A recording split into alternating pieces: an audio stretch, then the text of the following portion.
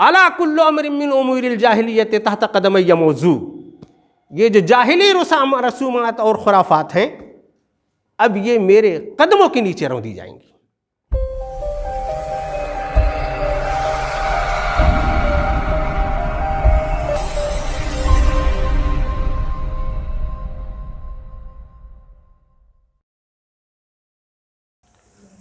الحمدللہ رب العالمین والصلاة والسلام علی رسولہ الکریم وعلی آلہ واصحابہ اجمعین الی یوم الدین۔ اما بعد، قال اللہ تعالیٰ فی کتابہ المجید اعوذ باللہ من الشیطان الرجیم وکذالک ما ارسلنا فی قریۃ من نذیر الا قال مترفوها انا وجدنا آباءنا علی امۃ وانا علی آثارہم مقتدون۔ وقال رسول اللہ صلی اللہ علیہ وسلم الا کل امر من امور الجاہلیہ تحت قدمی موضوع۔ برادران اسلام، سماج اور خاندان کا نظام عام طور سے روایات پر چلتا ہے، ٹریڈیشنز پر، جو رسوم ہوتی ہیں ان پر، اور کئی دفعہ یہ جو سماجی رسومات جو ہوتی ہیں یہی سماج کا دستور العمل بن جاتی ہیں۔ ان کے خلاف جانا یہ ناممکن ہوتا ہے۔ یہ رسمیں جو وجود میں آتی ہیں، جو کہ فطری تقاضوں کے تحت وجود میں آتی ہیں، جہاں کے حالات ہوں، وہاں کے جو جغرافیائی حالات ہوں، معاشی حالات ہوں، جو سیاسی پس منظر ہو، ان کی روشنی میں، تجربات کی روشنی میں رسومات ایجاد ہوتی ہیں اور گہرے تجربے کے بعد وہ رسم بنتی ہیں۔ تو اس وجہ سے معاشرہ رسومات کے ساتھ چلتا ہے، یہ ایک سماجی زندگی کی مسلم حقیقت ہے۔ انبیاء کرام جتنے بھی دنیا میں مبعوث ہوئے، ان کی بعثت، ان کا خطاب سیدھے سیدھے عالم انسانیت سے تھا۔ ان کا خطاب سیدھے سیدھے سماج سے، معاشرے سے تھا، تو ان کو سب سے پہلے انہی رسومات کا سامنا ہوا، جو رسومات معاشرے میں پہلے سے رائج ہیں اور جن کو دستور العمل کی حیثیت حاصل ہے۔ انبیاء نے یہی کام کیا کہ ان رسومات میں جو چیزیں قابل تھیں، چلنے کے لائق تھیں، انسانیت کے لیے، معاشرے کے لیے مفید تھیں، ان کو باقی رکھا، اور جو رسومات انسانی معاشرے کے لیے، خاندانی نظام کے لیے مضر تھیں، ان کو دھل دھلا کر کے صاف کیا۔ یہ کام انبیاء کرام کا ہمیشہ سے رہا ہے۔ اللہ کے رسول صلی اللہ علیہ وسلم جس معاشرے میں مبعوث ہوئے اس کا نام ہی جاہلیت ہے۔ وہاں نہ تعلیم تھی، نہ تہذیب تھی، نہ کوئی سیاسی نظام تھا، نہ کوئی قانون تھا، روایات ہی کل تھیں۔ سماج کی جو ٹریڈیشنز ہیں، جو روایات ہیں، رسومات ہیں، اسی پر معاشرہ چلتا تھا۔ ان میں کچھ اچھی بھی تھیں اور کچھ خراب بھی تھیں۔ جاہلی معاشرے میں اس جاہلی نظام پر لوگوں کو بڑا ناز تھا، وہ اچھا بننے کی سوچتے نہیں تھے، ان کو اپنی جاہلیت پر فخر تھا۔ بڑے بڑے شعراء فخر کرتے تھے کہ وَنَجْعَلَ فَوْقَ جَهْلِ الْجَاهِلِينَ، تم جاہل ہو، تم سے بڑے جاہل ہم ہیں۔ ہمارے یہاں آج کل ایک جملہ بہت مشہور ہے کہ ہم وہ اس زبان میں سمجھانا چاہتے ہیں جس زبان کے تم لوگ سمجھنے کے عادی ہو۔ جب جاہلیت سر چڑھ کر کے بولتی ہے تو اس طرح کے جملے زبان سے نکلتے ہیں۔ اللہ کے رسول صلی اللہ علیہ وسلم نے اس سماج میں شرافت کا، تہذیب کا بیج بویا، اور یہ تعلیم دیتے دیتے دیتے دیتے جب آپ کی زندگی کا 23واں برس تھا، جب اللہ کی طرف سے یہ اعلان ہو گیا کہ الیوم اکملت لکم دینکم واتممت علیکم نعمتی ورضیت لکم الاسلام دینا، دین کی تکمیل ہو گئی، تب آپ نے خطبہ حجۃ الوداع کے موقع پر کہا کہ سنو، بہت ہوا، الا کل امر من امور الجاہلیت تحت قدمی موضوع، یہ جو جاہلی رسومات اور خرافات ہیں اب یہ میرے قدموں کے نیچے رون دی جائیں گی۔ اور جاہلیت کے نظام کی اصلاح کرتے کرتے اس موقع پر آپ نے خاص طور سے کئی بڑے اعلانات کیے۔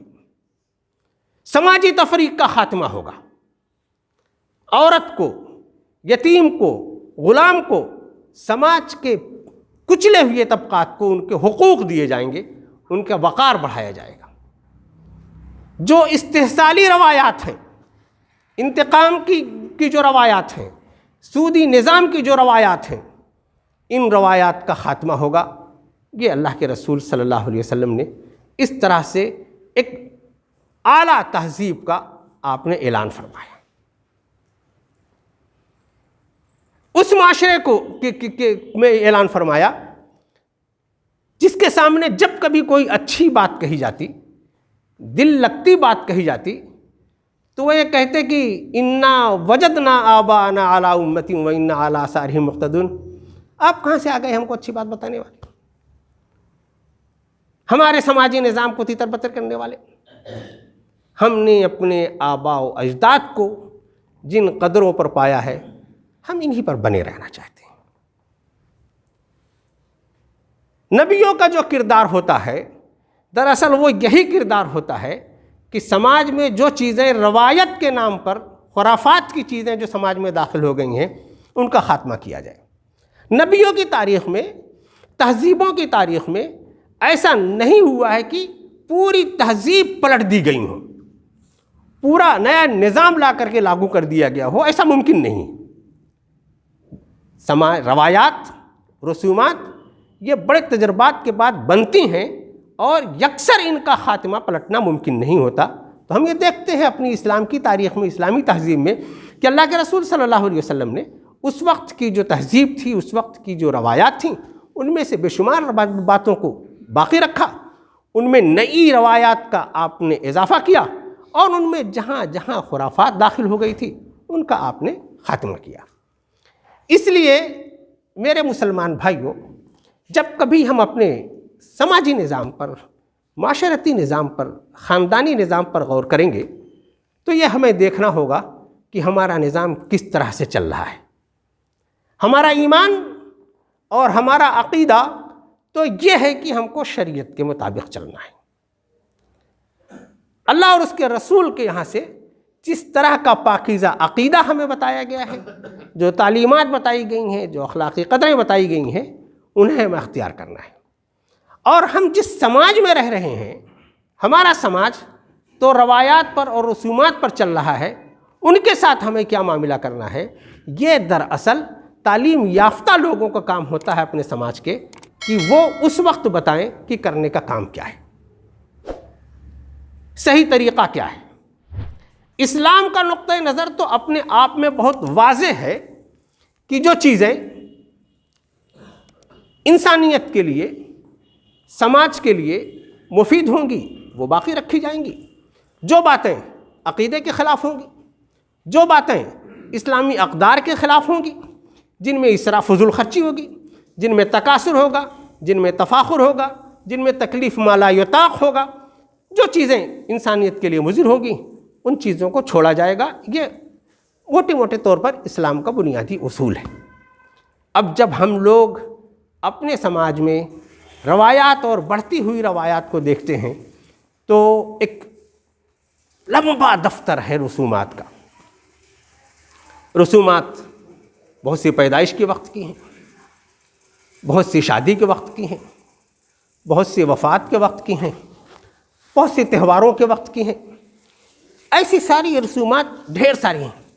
ہمارے یہاں جن لوگوں نے رسومات پر کام کیا ہے ان میں بڑا نام سر سید علیہ الرحمہ کا ہے، حضرت تھانوی رحمۃ اللہ علیہ کا ہے۔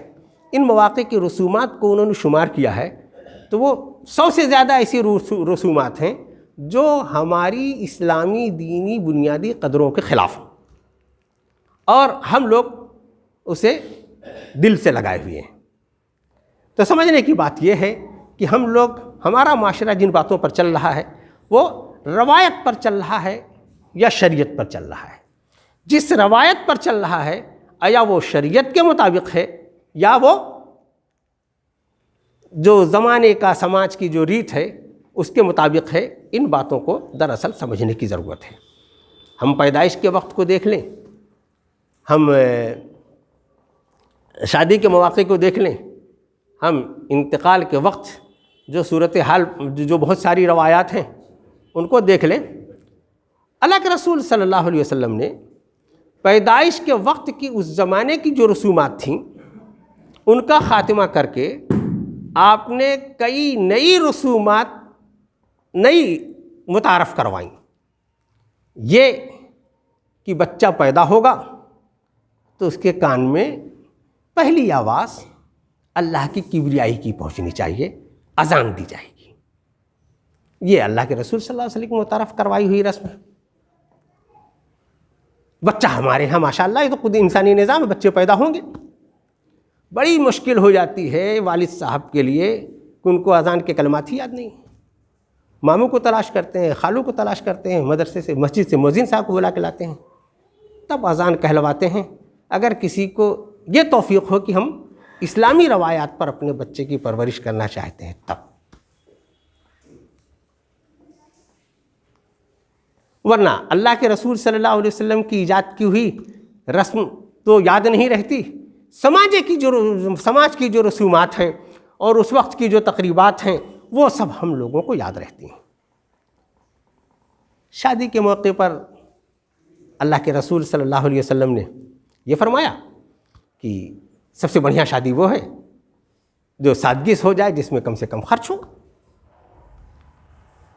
بہت معروف حدیث ہے، ہر نکاح کی تقریب میں اس کو دہرایا جاتا ہے۔ ہم لوگوں نے اپنی شادیوں کو جتنا بڑا بنا لیا ہے، جتنا مشکل بنا لیا ہے، اس کے بڑے نقصانات ہمارا سماج اس وقت بھگت رہا ہے۔ کتنی بچیاں بیٹھی ہوئی ہیں، وسائل نہیں جمع ہو رہے ہیں۔ کتنے نوجوان ہیں جن کا نکاح نہیں ہو پا رہا ہے، اس لیے کہ سماجی تقاضوں اور روایتوں کو پورا کرنے کی اہلیت نہیں ہو پا رہی ہے۔ پیارے رسول صلی اللہ علیہ وسلم نے یہ تو کہا تھا کہ آسانی کے ساتھ نمٹا دو۔ موت بھی ہمارے یہاں، مرنا بھی آسان نہیں رہا، سستا نہیں رہا۔ اس کے ساتھ جو 40 دن تک کی جو رسومات ہیں وہ بھی بہت مہنگی ہو گئی ہیں، جبکہ حکم یہ تھا کہ انتقال ہو جائے تو جلدی سے جلدی اس کی تدفین کر دو، اس کے لیے دعائیں کرو، مرنے کے بعد اس کی وراثت تقسیم ہو جائے اور اس کے لیے دعائیں ہوں، وہی سب سے بڑا اس کے لیے صدقہ جاریہ ہے۔ دعا کرانے کے لیے بھی ہم کو مدرسے کے بچوں کو لانا پڑتا ہے، قرآن خوانی کے لیے۔ والدین نے اگر ہم کو خود قرآن پڑھنا سکھایا ہے تو ہم کو خود پڑھ کر کے دعا کرنی چاہیے۔ تو ہم نے تو جب بچے کی پرورش کر رہے تھے تب بچے کو قرآن پر زیادہ توجہ نہیں دی، انگلش اسپیلنگ ٹھیک کروانے میں لگے رہے۔ اب جب مر گئے تو اس بیچارے کو نہ جنازے کی دعا یاد ہے، نہ ہاتھ اٹھا کر کے دعا کرنے کی اس کو توفیق ہو رہی ہے، اور جیسے تیسے رسومات کے مطابق گیلی مٹی کے حوالے کراتا ہے۔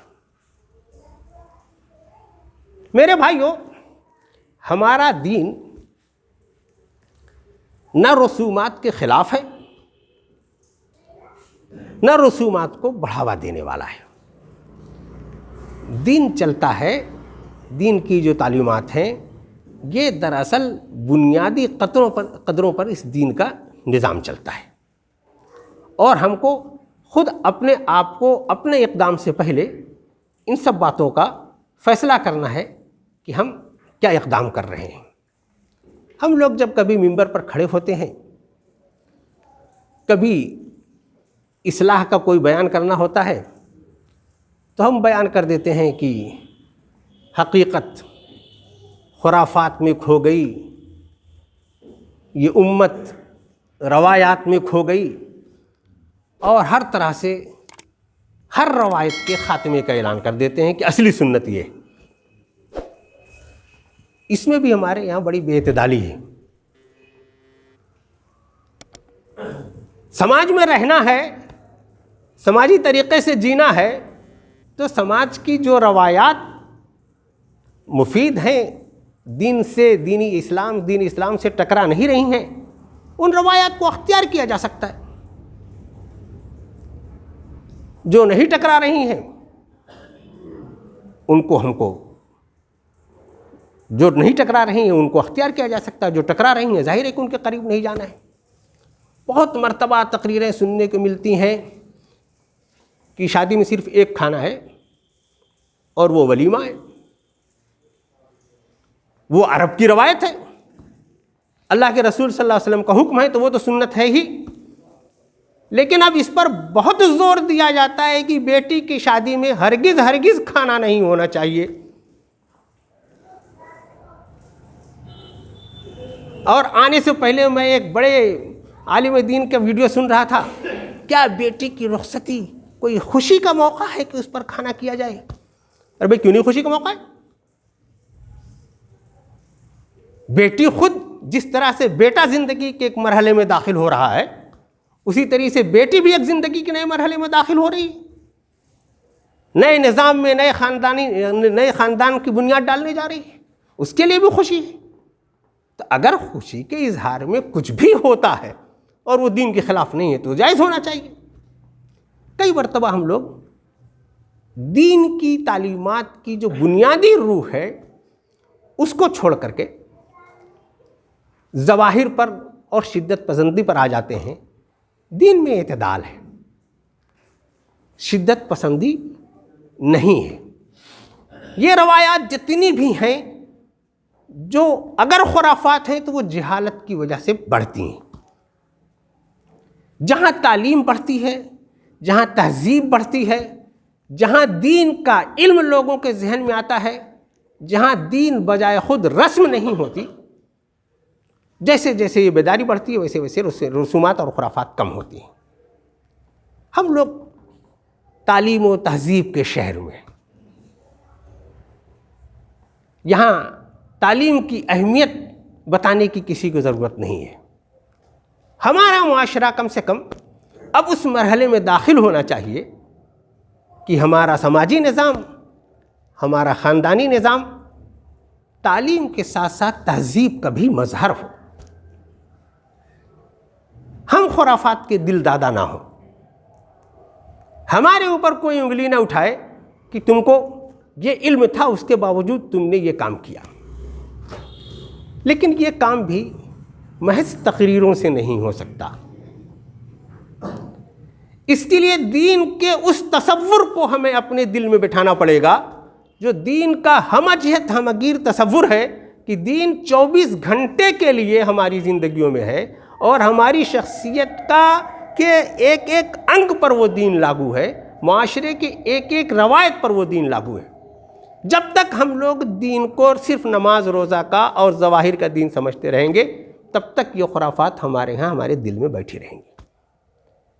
جب پورے دین کو اختیار کرنے کا جس وقت ہم ارادہ کریں گے، انشاءاللہ ہمارے ہاتھوں، ہمارے ذریعے، ہماری کوششوں سے، ہماری زبان سے، ہمارے قلم سے یہ جاہلی رسومات اور خرافات دور بھاگیں گی۔ تو ان خرافات کو دل سے چمٹائے رکھنا میرے بھائیوں یہ اچھی بات نہیں ہے۔ پیارے رسول صلی اللہ علیہ وسلم نے جس بات کو بڑے تم طراق سے کہا تھا کہ میں اپنے قدموں تلے روتا ہوں، اس کو ہم اپنے دل میں بیٹھا لیں، یہ اچھی بات نہیں۔ پیارے رسول صلی اللہ علیہ وسلم نے جس چیز سے نفرت کی ہمیں بھی اس سے نفرت ہی ہونا چاہیے۔ یہی پیارے رسول صلی اللہ علیہ وسلم سے محبت کا تقاضا ہے۔ تو میرے بھائیو دعا فرمائیں کہ اللہ تعالیٰ ہمیں پورے دین کا حقیقی شعور عطا فرمائے، دین کے نام پر روایت کے نام پر ہم جن خرافات میں الجھے ہوئے ہیں، اللہ تعالیٰ ہمیں ان خرافات سے بچنے کی توفیق عطا فرمائے۔ دین کی جو بنیادی قدریں ہیں اللہ تعالیٰ ہمیں اس کا صحیح شعور عطا فرمائے۔ ہماری شخصیت، انفرادی شخصیت، ہمارا گھر، ہمارا معاشرہ، ہمارا پورا مسلم معاشرہ دین کا ترجمان بنے، دین کی صحیح تصویر پیش کرنے والا بنے۔ بارک اللہ لنا ولکم فی القرآن العظیم ونفعنا وإیاکم بالآیات والذکر الحکیم۔